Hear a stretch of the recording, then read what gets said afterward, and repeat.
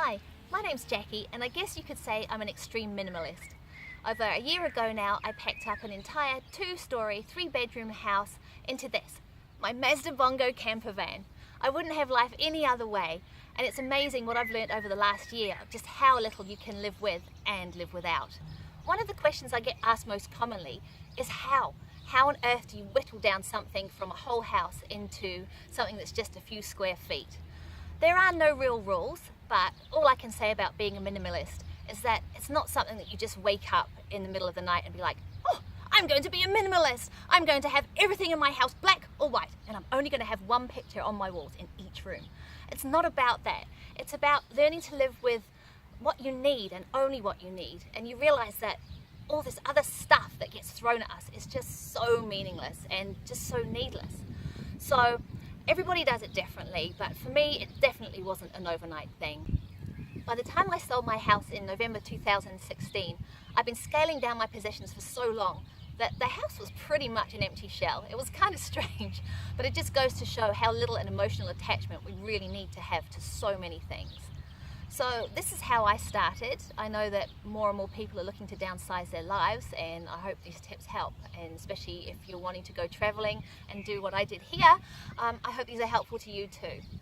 So the first thing that I did when I was in a house was to get rid of things like a clothes dryer. I know people think I can't live without a clothes dryer, but you can.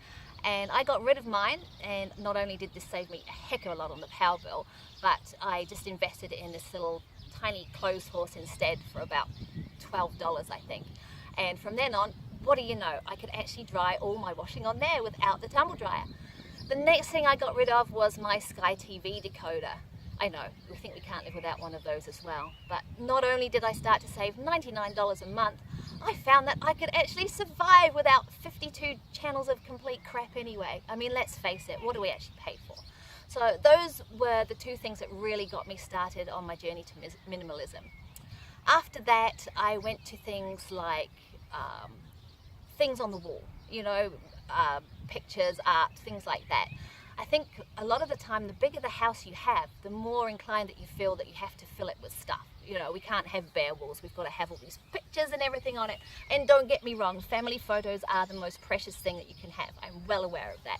But, you know, just random pictures of flowers that you just pick up to fill a space, those are the next things that went. With things like books, you know, books that, well, they make you look brainy if you have a shelf full of books, but not if you don't read them. So I whittled down things like this, CDs, DVDs, it just went on and on and on. So they were all the little things. From there, I went to my cupboards. I guess you could say it's easier to start off with the things that you don't see so much. So I went in linen cupboards. How many people have got stacks and stacks of bedding and mega excess towels that you never use? So I started getting rid of a lot of those. Some of them I'd had for 20 years and still never put on the beds. You know, why do we hang on to this stuff? So I started turfing out all the cupboards and that kind of thing. And that freed up a lot of space, and already my house was a lot tidier. From there, I started to get really quite serious and started looking at things like furniture.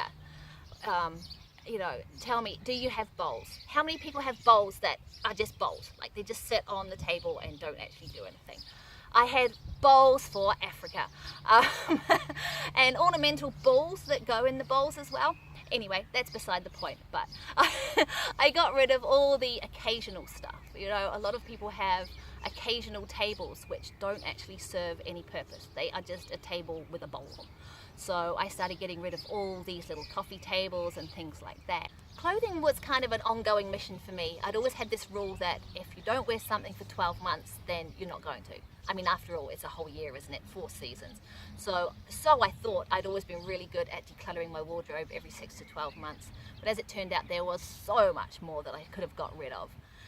The last room that I did before I left the house was the kitchen. That was because it was in the room that I spent the most time, and, you know, obviously cooking and everything was last minute right until I left.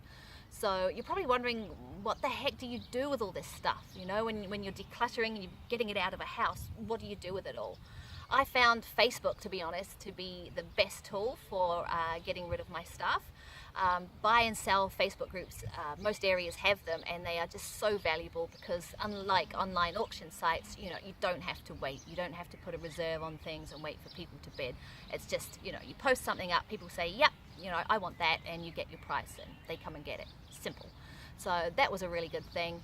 Other things that I used was, just op shop really. I would donate to charity shops, and pretty much that was about the size of it. I did also use the online auction site Trade Me, but on the whole, Facebook did the job, and friends. So it was really good to be able to give stuff away so that it would help out some of the local charities as well, and help people that didn't have as much stuff as I did and could have really done with it a lot better than I did. So that was cool, and it also helped to pay a lot of bills as well, because a lot of the stuff that I had, like a lot of people, there was nothing wrong with it. I bought stuff and never used it, so it was a good way to make some income and some extra money for my travels.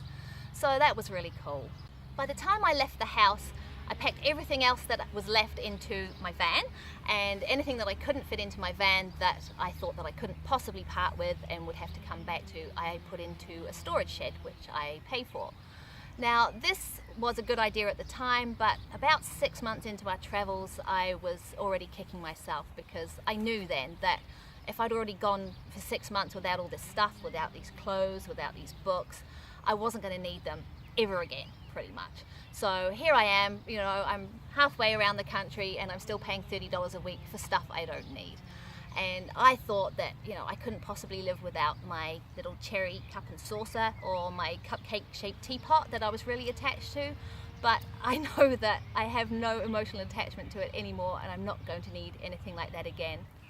Also clothes. Despite decluttering my wardrobe pretty much ferociously, as I thought that I did, I still have boxes and boxes of clothes that I know I'm never going to use again. So when I do get back to my storage shed, I'm just going to end up getting rid of the whole lot, including the 3 pieces of furniture which I allowed myself to keep. So here we are, over a year later down the track, and I love living in the van. I have my husband and our dog, who is not too small herself, but we have all the room we need, and we wouldn't have things any other way. I have no plans to upsize or upscale anytime soon. I just love life just the way it is. We have everything we need, which is 4 sets of clothing for the summer, 4 sets of clothing for the winter, a couple of pairs of shoes, 2 cups, 2 bowls, 2 plates, 2 knives, 2 forks, 2 glasses, and enough towels, and that's pretty much all we need. We literally have everything that we need, and we don't have to buy another thing ever if we don't need to. And it just goes to show, all that stuff that I had before was literally that stuff. Life is simpler now than it has ever been, and we literally live off the smell of an oily rag. Our biggest expense is food, and that's pretty much it. Life couldn't be easier.